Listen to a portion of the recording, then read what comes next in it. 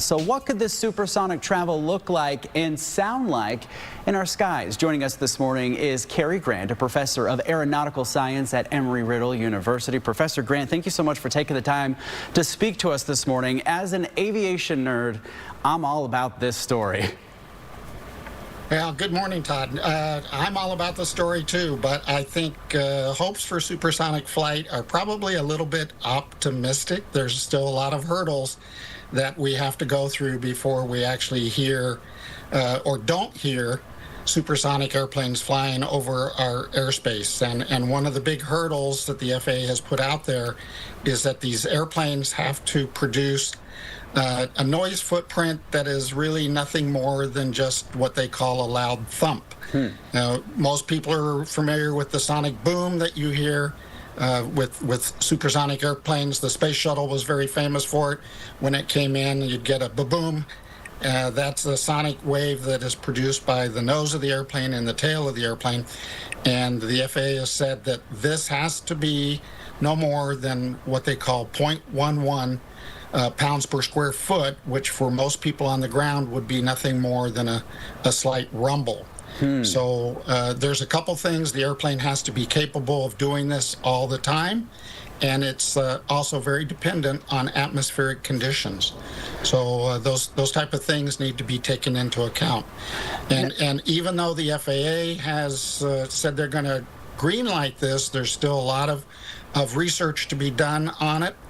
And not only are we going to have the FAA complying with it, but it also has to be in compliance with the ICAO, the International Civil Aeronautics Organization, and they said they're not going to have a standard until about 2031. So there's still a ways off before we start seeing these type of airplanes flying. And what you're showing right now is the NASA X-59. It's a research airplane that is trying to determine what the configuration of the airplane needs to be, what the atmospheric situations need to be.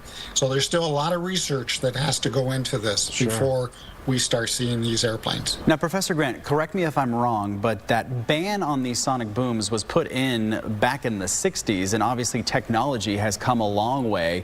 But you kind of mentioned it's still maybe a little bit more of a pipe dream down the road.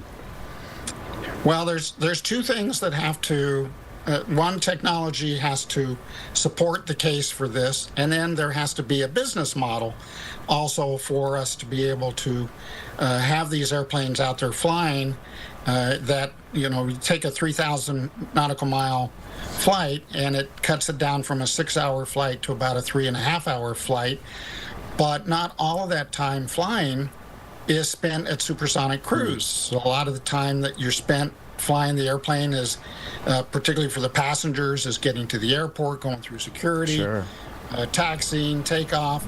All those things are not going to change just because you have a fast airplane that's capable of cruising at a higher airspeed. So there's still a lot of economics and reality. Is the airplane going to be capable of carrying a load of passengers that make it profitable? So is the company that produces this going to be able to sustain operations? You know, one of the things with a Boeing or an Airbus airplane, if it breaks, you can get parts for it everywhere in the world. If this is a boutique airplane and it breaks, then are you going to be able to support it when it's overseas, away from its home base? So there's a lot of factors to this. Well, Professor, we appreciate your time here this morning. I'm still hoping. I'm hopeful. We're going to be flying supersonic soon. We appreciate your time here this morning, Professor. Thank you. All right. Have a great day. You as well. Safe.